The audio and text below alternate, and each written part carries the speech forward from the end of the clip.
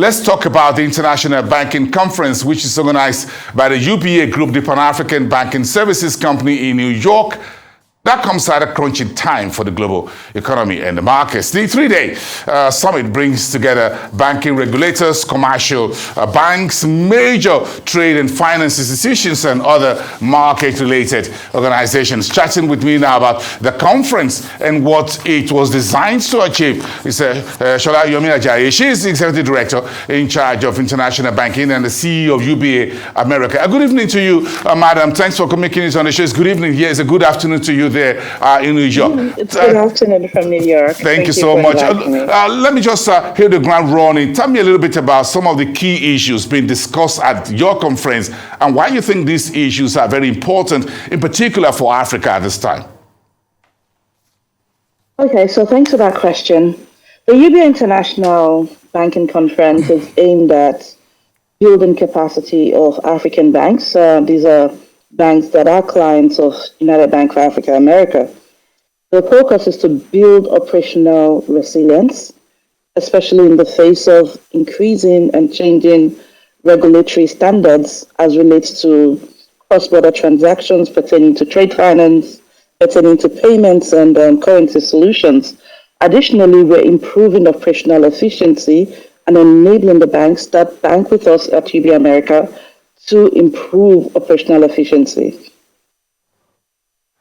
From your perspective out there in New York, tell me about UBA. What are you doing in terms of international banking? What's going on in terms of trade, finance across sub-Saharan Africa? What's going on out there? Okay, so UBA is a wholesale bank in the U.S. We are a federally chartered bank, the only African bank with a federal banking license in the U.S., and we've been operating here since 1984 when we were licensed. As a global bank operating in the U.S., originating from Africa, our focus is on Africa, connecting Africa to North America and connecting North America to Africa.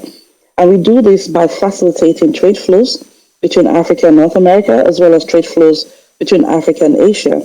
Additionally, we are facilitating development capital flowing from North America to Africa. As you all know, that Africa receives a lot of development flows, running over $56 billion annually from the global community.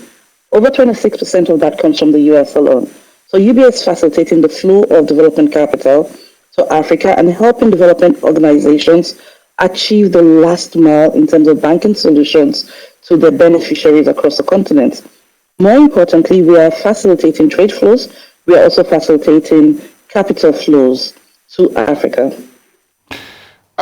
Let's talk about innovations in financial services that African banks, regulators, and others are bringing to the table.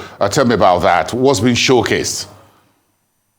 So at this conference, we're talking about key financial innovations, especially as relates to strengthening anti-money laundering, counter-financing of terrorism, as well as operational resiliency. We're also looking at the use of artificial intelligence for transaction monitoring. We're looking at leveraging technology to address the needs of cybersecurity on the continent. So those are some of the innovations that we will be talking about during the conference, and the reception has really been great. It's been very interactive so far, and most of the banks that are present have actually benefited significantly, and the feedback we're getting is that they're taking a lot back home with which to strengthen the anti-money laundering, with which to strengthen cybersecurity and transaction monitoring. Well, what is your outlook on the state of the global financial markets and how sub-Saharan African lenders should position for the headwinds that are out there right now, but also there are opportunities as well on the African continent, aren't they? There are always opportunities in Africa. That's why it's called the last frontier. So the global financial markets, as we all know, have been very bumpy. We are dealing with significantly high inflations at the highest level for decades. We are also dealing with high interest rates environment because the various central banks are working to curb the increasing trend, in the rise of inflation. And to manage inflation, a lot of fiscal and monetary policies have been put in place, which have a short-term impact on interest rates. So we foresee interest rates that will continue to rise over the next year, possibly 2 years, before we begin to feel the real impact of the measures that have been put in place. Along with the rise of interest rates, there will be currency challenges. You've seen a lot of currencies, depreciate against the dollar. So many of the currencies are weakening against the dollar. So those are key challenges that face us in Africa, more so because in Africa, while we do export a lot of commodities, we tend to import a lot of finished goods. And to pay for these finished goods, we tend to issue letters of credit and pay with foreign currency. So those are part of the challenges that we face in Africa. But the beauty of Africa is such that these challenges create opportunities for financial institutions operating out of Africa and globally, like United Bank for Africa.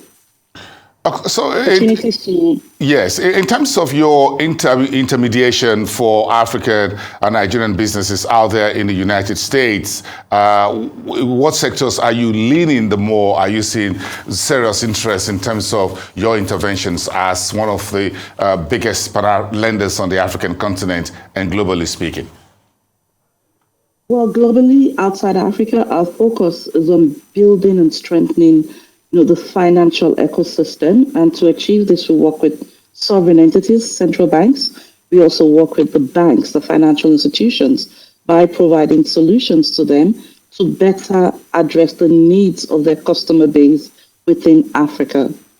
We are also providing capacity building by way of training and efficiencies, both locally in Africa and outside Africa. And within the continent, UBA is leveraging its extensive network across 20 African countries to provide financial inclusion, enable financial inclusion, to improve the viability of doing business in Africa, to ensure that the externally and the excluded individuals or underbanked areas are brought into the financial ecosystem. We are also improving the quality of lives by committing our resources and enabling key sectors of the economy that have social impact, such as education, healthcare, and agriculture. We're looking at power generation. We're also looking at clean air, climate impact, as well as manufacturing on the continent. Okay, so just to sum it up with you, what will be the takeaway, the chief takeaway from this international banking conference? You're a bank yourself, you're bringing everybody into the room, innovators, trade and finance like Afreximbank, you've got a central bank in the room as well. So this is a whole collage of the ecosystem of the market. What will be the key message, the key takeaway for this conference as we begin to wrap up 2022 and step into the new year with the headwinds that we're seeing across the world? The key takeaway for us at UBA and from the conference is that the risk pertaining to Africa can be de-risked.